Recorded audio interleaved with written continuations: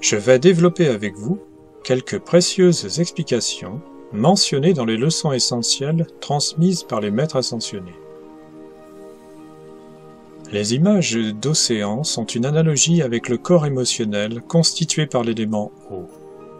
Nos émotions sont comme une mer agitée si elles sont troublées par des sentiments discordants, et elles sont comme une mer calme lorsque nos sentiments sont en harmonie. Parlons donc de la loi de l'harmonie.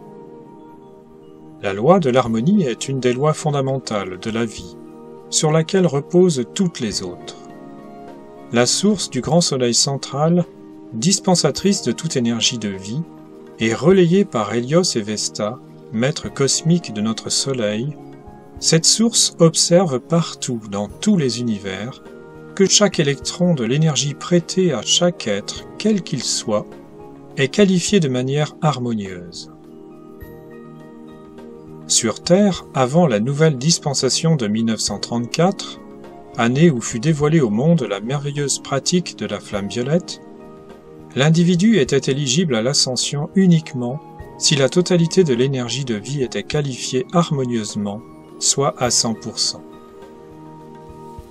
Aujourd'hui, pour être candidat à l'ascension, chaque individu a besoin de qualifier harmonieusement 51% de toute l'énergie offerte au cours de ses nombreuses incarnations. Cela comprend l'énergie qui lui est dispensée tant durant ses incarnations que pendant ses périodes de résidence de l'autre côté, entre deux incarnations. Certains chercheurs spirituels sont persuadés que, pour que l'énergie soit harmonieuse, elle doit être entièrement dépensée en dévotion, prière, service cérémoniel, invocation. La vérité est que toute énergie constructive et harmonieuse est une expression naturelle de la vie divine, qu'elle soit un service désintéressé, une activité artistique ou pratique, une réparation technique, ou toute activité nécessaire à la vie sur Terre.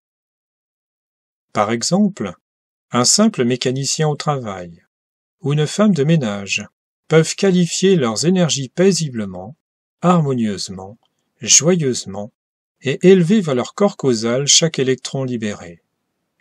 Les énergies divinement qualifiées vont dans le corps causal autour de la présence supérieure, tandis que les énergies disqualifiées sous forme par exemple de stress, de travail contraint par la peur de manquer, ou par un désir de pouvoir, ou par appétit d'argent, ou sinon toute parole discordante, sont comptabilisées comme karma, énergie donc à requalifier avant l'ascension. Un pseudo-guide spirituel peut se donner une apparence d'amour superficiel et de modération dans la voie. Mais si l'objectif secret est une prise de pouvoir, un enrichissement personnel, ou un désir existentiel d'être sur un piédestal aux yeux de ses dévots, pas un seul électron de cette attitude secrète de duplicité ne pourra contribuer à sa lointaine libération. Des personnes simples se sont consacrées à servir les autres et à soulager la souffrance physique ou morale à chaque occasion. Ces personnes ont ainsi gagné leur ascension humblement, vie après vie. L'harmonie est une qualité divine du troisième rayon de l'amour-compassion. Elle est aussi le principe par lequel chaque qualité des 7 rayons est fidèlement exprimée. Par exemple, une personne qui a la responsabilité de diriger une équipe a besoin de la qualité du premier rayon, la volonté-courage. Elle doit le faire en cherchant en permanence l'harmonie. C'est pourquoi garder une aura de paix inaltérable et soutenue, exprimer la maîtrise de soi, sont des conditions indispensables au progrès vers l'ascension.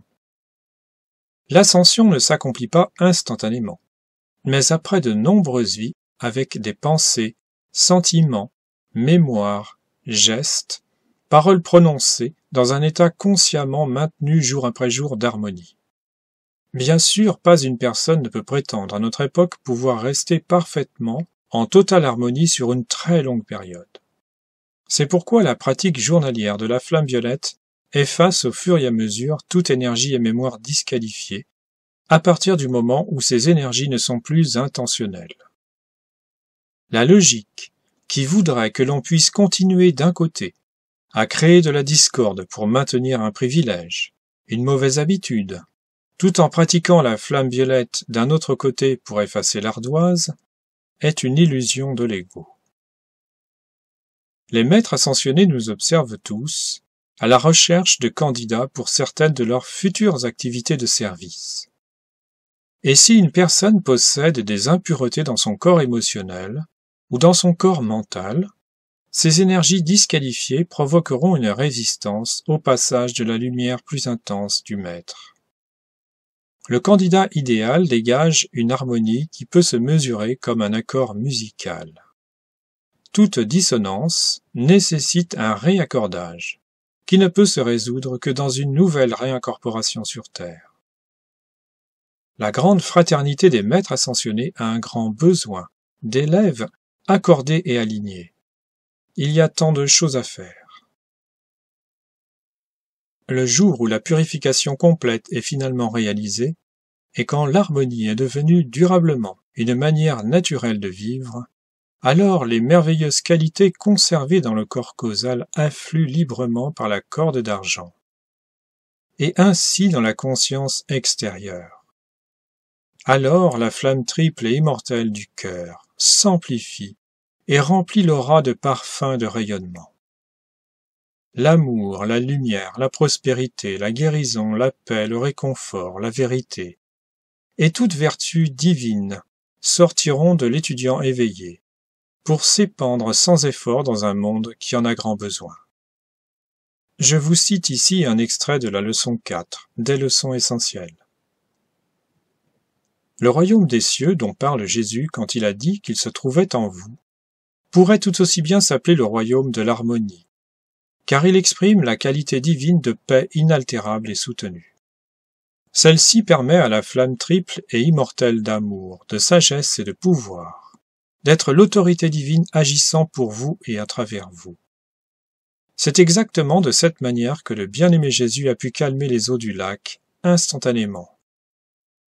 En pratiquant tous les jours l'abandon aimant de votre être extérieur, le moi humain, à cette douce flamme intérieure, vous constaterez que le royaume secret qui existe en vous s'extériorise à travers vous et autour de vous. Maintenant, parlons du jeu christique. Ce jeu christique est l'apport que fait la présence supérieure Ayam Je suis pour nous prêter assistance dans le monde humain. C'est une réplique de la présence, mais dans une forme humaine, vêtue toujours en blanc, et parfois accompagnée de son complément divin ou flamme jumelle, mais qui vibrent tous deux à une fréquence inférieure à la présence. Son apparence, son visage, est d'une beauté en pleine jeunesse et d'une pureté saisissante, masculin ou féminin. Opérant à un niveau inférieur, il est donc conscient de l'imperfection, par exemple de la maladie, mais il ne l'absorbe ni ne l'accepte. Le jeu christique est conscient de ce que nous faisons et des nécessités matérielles que nous avons, et il présente ces nécessités à la présence Ayam. Le jeu christique fonctionne donc comme un transformateur réducteur. On peut aussi le considérer comme étant le médiateur entre le jeu divin et la conscience externe. Il est souvent appelé aussi le corps mental supérieur.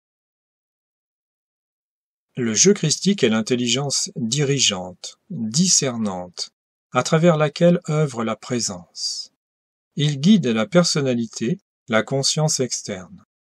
Il est la petite voix tranquille intérieure, également appelée ange gardien, qui nous incite parfois à faire certaines choses. Le nombre d'incitations est généralement de 3. Si nous ne suivons pas ces indications, au bout de la 3e, la petite voix se tait.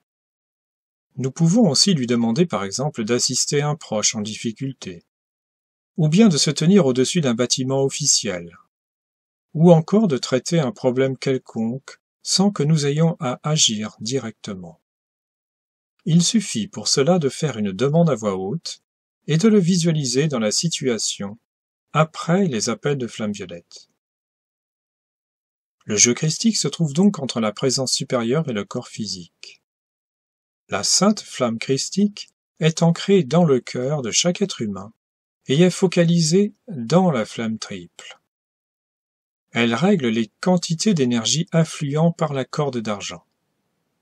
En même temps que l'étudiant apprend à aimer et à ressentir la douce vibration de cette sainte flamme christique dans son cœur, elle s'étend jusqu'à prendre possession complète des 4 corps inférieurs, physique, éthérique, émotionnel et mental, faisant de lui un Christ en action, exactement comme Jésus manifesta ce Christ en action il y a 2000 ans.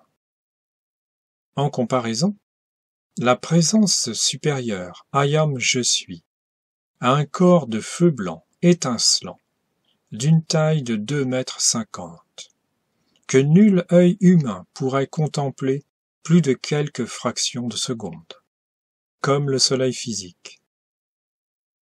Ses longs vêtements sont aussi blancs et irradiants que son corps. Il est important d'avoir connaissance que cette présence a été manifestée par nos parents divins, les maîtres cosmiques Hélios et Vesta, il y a très longtemps, à partir d'une étincelle divine provenant du grand soleil central.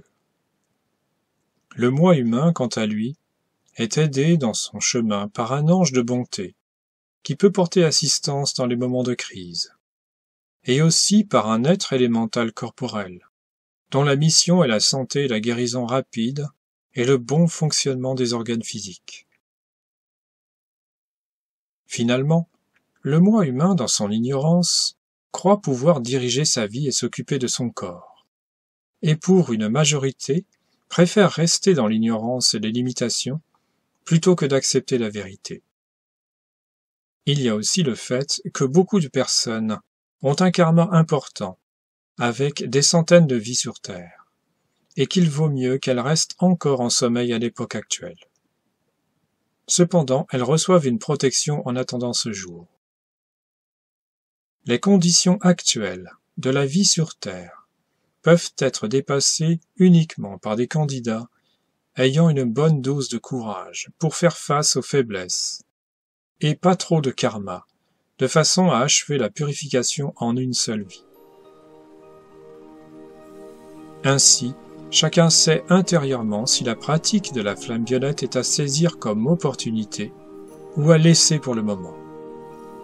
Cependant, la vie elle-même n'offrira qu'un nombre limité d'incarnations. Pour quelques-uns d'entre nous, il a été dévoilé que celle-ci devait être la dernière, et il incombe à nous seuls de faire précisément ce que les maîtres ascensionnés, nos grands frères et sœurs immortels, nos vrais amis, nous demandent de faire, en laissant bien sûr définitivement de côté tout autre pseudo-enseignement à la mode.